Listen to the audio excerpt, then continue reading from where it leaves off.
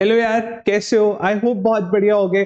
JEE के देखो, अभी अभी जो अटेम्प्ट गया है जनवरी वाला, हम सारे उस अटेम्प्ट के क्वेश्चन करने जा रहे हैं चैप्टर वाइज। तो हम चैप्टर वाइज इस अटेम्प्ट के सारे क्वेश्चन करेंगे, तो आपको एक आइडिया हो जाएगा कि इस साल कैसे क्वेश्चन पूछे जा रहे हैं। अप्रैल वाले अटेम्प्ट के लिए आप पूरे तरीके से प्रिपेयर्ड होगे, और ये तो जरूर से करके जाना है, इन्हें बिल्कुल भी नहीं छोड़ना। ऑल्टरनेटिंग करंट आज करेंगे। ऑल्टरनेटिंग करंट में 5 क्वेश्चन आए थे, ऑल्टरनेटिंग करंट से सिर्फ 5 क्वेश्चन पूछे गए थे जो अभी अभी पेपर होके हटे हैं। ठीक है, आपको ये सारे के सारे क्वेश्चन करने हैं। ये पांचों क्वेश्चन बहुत सिंपल है। पेपर में दूसरे चैप्टर से टफ क्वेश्चन आए थे, ये वाले बहुत सिंपल क्वेश्चंस है, तो जल्दी से आओ देखो इन्हें सॉल्व करते हैं। अब आपके पास सबसे पहले क्वेश्चन में क्या दे रखा था? 21 जनवरी शिफ्ट 2 में आ रखा है पेपर में। आपको बोला कैपेसिटर सी है, इसको पहले हमने फुली चार्ज करा, पोटेंशियल डिफरेंस वी नॉट तक। बैटरी से डिस्कनेक्ट करने के बाद इसको हम इंडक्टर के साथ कनेक्ट कर रहे हैं। इंडक्टर की इंडक्टेंस एल है। 30 सेकेंड्स के बाद 25% off initial energy of capacitor is transferred to the inductor. तो कैपेसिटर और इंडक्टर दोनों साथ साथ लगे हुए हैं, तो ये एलसी सर्किट हो गया बेटा। अब एलसी सर्किट में आपको कह रहे हैं कैपेसिटर की 25% एनर्जी इंडक्टर के पास चलेगी। कैपेसिटर को फुली चार्ज करा, अगर इसकी 25% एनर्जी हमारे इंडक्टर के पास चली गई, तो कैपेसिटर के पास कितनी एनर्जी रहेगी? 75%। तो अब इसके बेसिस पे हम एक क्वेश्चन सॉल्व कर लेंगे। कैसे? देखो, एनर्जी जो स्टोर्ड है हाफ, कैपेसिटर में कितनी होती है? Half C V square. और एलसी ऑसिलेटर में जो पोटेंशियल है ये V naught cos omega T. V naught original potential और टाइम के साथ ऐसे वेरी करता है। तो अगर मैं इसको एनर्जी का टाइम के साथ वेरिएशन देखूं, एनर्जी का टाइम के साथ वेरिएशन हाफ सी वी की जगह मैं ये फॉर्मूला रख रहा हूं, V naught cos omega T, इसका होल स्क्वायर हो जाएगा half C V naught square cos square omega T. अब यार आप एक चीज ध्यान से देखो, half C V naught square जो है ये इनिशियल एनर्जी है कैपेसिटर में। हम मान लेते हैं इनिशियली जो भी एनर्जी स्टोर होगी जब वो फुली चार्ज था, तो half C V naught square होगी, क्योंकि पोटेंशियल वी नॉट था। तो ये तो है इनिशियल एनर्जी, तो इसकी जगह मैं ई नॉट लिख देता हूं, कॉस स्क्वायर ओमेगा टी। ये एनर्जी का टाइम के साथ वेरिएशन आ गया। एनर्जी टाइम के साथ कैसे वेरी करेगी?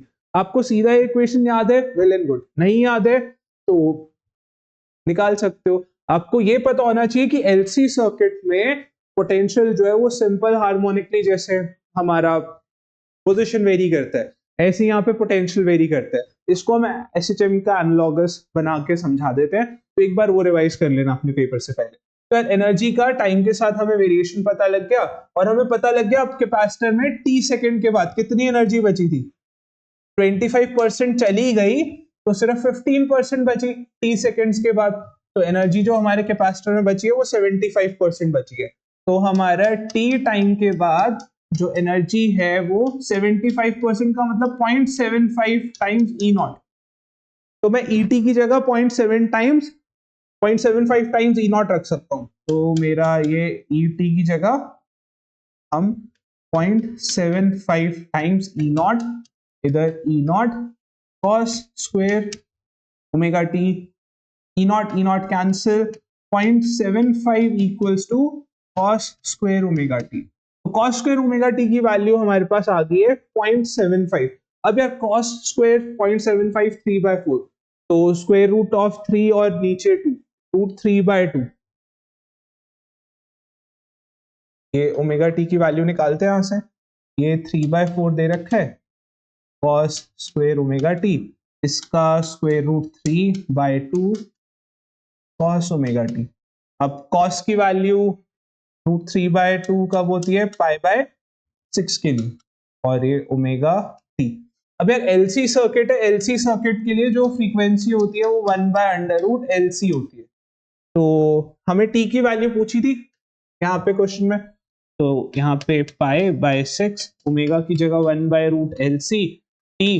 तो हमारा जो टाइम है ये आप क्लियरली देख सकते हो, √LC पाई डिवाइडेड बाय 6 आ गया। तो पाई/6 √LC ऑप्शन 2 हमारा करेक्ट है। अब आ जाओ नेक्स्ट क्वेश्चन पे चलते हैं।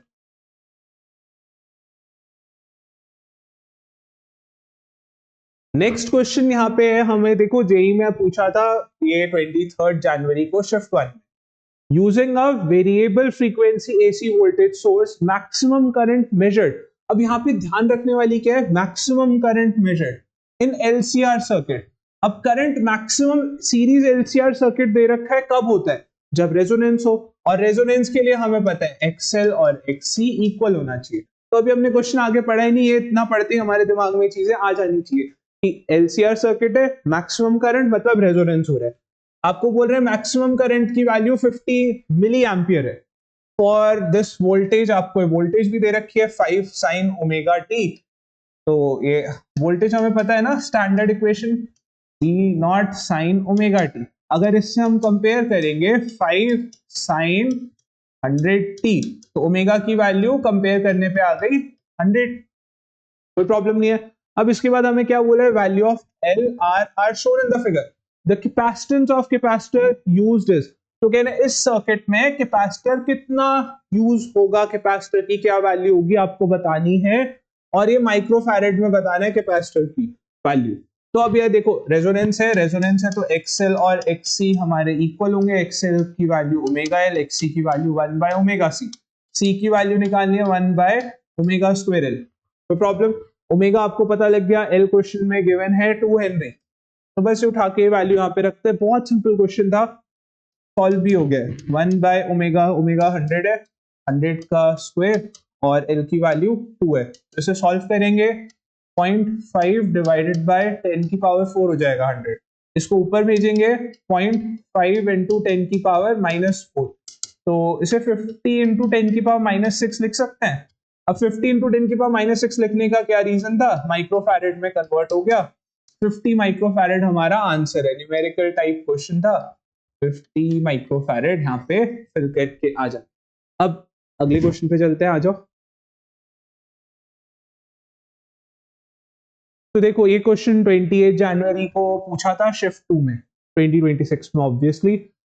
Inductor stores 16 joule of magnetic field energy and dissipates 32 watt of thermal energy due to its resistance when an current of 2 milliampere, ये RMS वैल्यू गिवन है, of frequency 50 hertz flows through it. The ratio of inductive reactance to its resistances, तो XL bye R का ratio आपसे पूछा हुआ है question में। और क्वेश्चन में गिवन क्या है, आपको क्वेश्चन में गिवन है कि इंडक्टर के पास 16 जूल की एनर्जी स्टोर है। इंडक्टर की एनर्जी हाफ LI स्क्वायर, ये कितनी है 16 जूल, और करंट की वैल्यू हमें गिवन है 2, तो यहां से L निकाल लेते हैं जल्दी से। हाफ L करंट की जगह 2 का स्क्वायर, ये आ गया 16। सॉल्व करेंगे L इंटू 4/2, कह रहे तो सीधा कैंसिल होके 8 आ गया, 8 हेनरी। इंडक्टर की वैल्यू पता लग गई। अब आपको और क्या दे रखा है, आपको बोला है थर्मल एनर्जी जो डिसिपेट कर रहा है वो है 32 वॉट। अब थर्मल एनर्जी का क्या फॉर्मूला है, ये वॉट है, देखो थर्मल एनर्जी डेसिपेटेड मतलब पावर दे रखी है, थर्मल पावर। अब थर्मल पावर रेजिस्टर के अक्रॉस हो रही है, रेजिस्टर के अक्रॉस पावर का फॉर्मूला होता है I²R। तो पावर हमारी 32 I 2 का स्क्वायर, यहां से R आ जाएगा 4, R भी 8 आ गया यार, अरे वाह, R भी 8 L भी 8। अब बट हमें एक्सएल चाहिए, R और L से काम नहीं चलेगा। अब हमें कुछ और दे रखा है, हाँ फ्रीक्वेंसी दे रखा है एक्सएल निकालने के लिए। एक्सएल की क्या वैल्यू हो जाएगी ओमेगा एल, तो हमें omega L by R find करना है। अब हमारा omega 2 pi F L by R, तो वैल्यू सॉल्व करते हैं। पाई एफ की वैल्यू 50, एल की वैल्यू 8, आर की वैल्यू भी 8। अरे ये तो कैंसिल हो गया, ये तो सिंपल हो गया यार बहुत।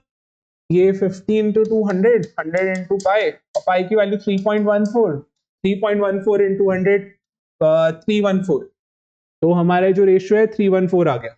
क्वेश्चन में गिवन था पाई की वैल्यू, हमने भी ये यूज की। तो आचो नेक्स्ट क्वेश्चन पे चलते हैं। ये क्वेश्चन 28 जनवरी शिफ्ट 1 में पूछा हुआ है। आपको कह रहे हैं electric current in circuit is given as I equals to I naught T by capital T। Capital T time period होगा। आपको इस क्वेश्चन में दे रखा है करंट टाइम के साथ वेरी कर रहा है, क्योंकि करंट टाइम का फंक्शन है।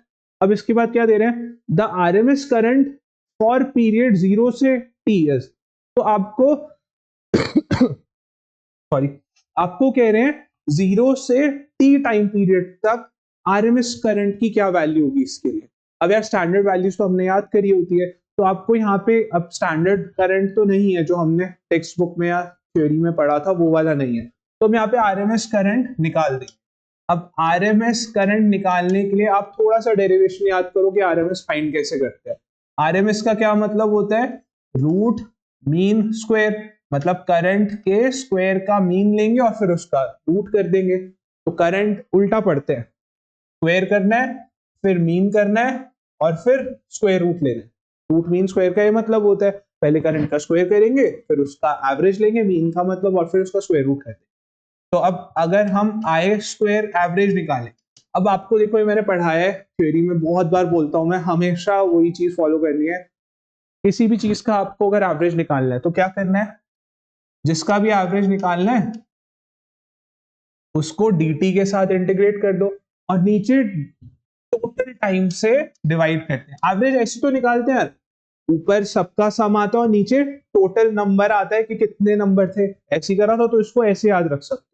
ऊपर आई स्क्वायर डी टी का इंटीग मतलब जिसका भी एवरेज निकालना है उसको ये डी टी के साथ रखोगे, यहाँ पे इसका इंटीग्रेशन करोगे और नीचे इंटीग्रल डी टी। अब कहां से कहां तक चाहिए हमें, 0 से t, 0 से t, 0 से t। बस ये सॉल्व करते हैं जल्दी से यार। आई की वैल्यू ये जो हमें दे रखी है ये पुट कर देंगे इधर, आई की वैल्यू पुट करें, करंट चेंज कर देते हैं कलर, थोड़ा सा मजा आएगा। आई की वैल्यू I naught small T by capital T इसका स्क्वायर डी टी, और नीचे तो कैपिटल टी बन जाना है, और ऊपर अगर इंटीग्रेशन सॉल्व करेंगे देखो आई नॉट स्क्वायर और कैपिटल टी का स्क्वायर बाहर आ जाएगा इंटीग्रेशन के, हमारे पास इंटीग्रल 0 से t small T square D T, और नीचे एक t पहले से था बाहर, तो हमारा ये जो इंटीग्रल बन जाएगा यार, ये इंटीग्रल बहुत सिंपल है, सॉल्व करके कैपिटल टी क्यूब बाय 3 आने वाला है।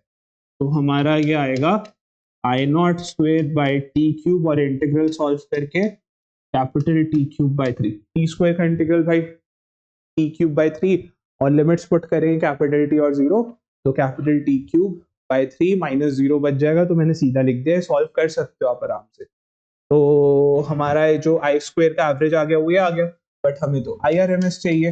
अब आई आर एम एस चाहिए तो हम क्या करेंगे, आई स्क्वायर का एवरेज का स्क्वायर रूट, तो आई स्क्वायर का जो एवरेज है इसकी वैल्यू उठा के यहाँ रख, टी क्यूब तो कैंसिल हो गया, तो आई नॉट स्क्वायर बाय 3 मतलब I naught by root 3, I naught by root 3, option 3 हमारा करेक्ट है। आगे चलते हैं अगले क्वेश्चन के लिए। अब देखो इस क्वेश्चन में पांचवा क्वेश्चन है, लास्ट क्वेश्चन है जो इस साल पूछा हुआ था एसी के चैप्टर में से, शिफ्ट 1 में आया है 24 जनवरी को। सीरीज एलसीआर सर्किट में हमने 200 वोल्ट की 50 हर्ट्ज का एसी सोर्स लगाया, तो वोल्टेज 200 वोल्ट है और फ्रीक्वेंसी 50 हर्ट्ज है, as shown in the figure. कह रहे power factor is alpha by 10, power factor cos theta alpha by 10। Power factor का फॉर्मूला क्या था, R by Z, R by Z, हमें अल्फा की वैल्यू निकालनी है।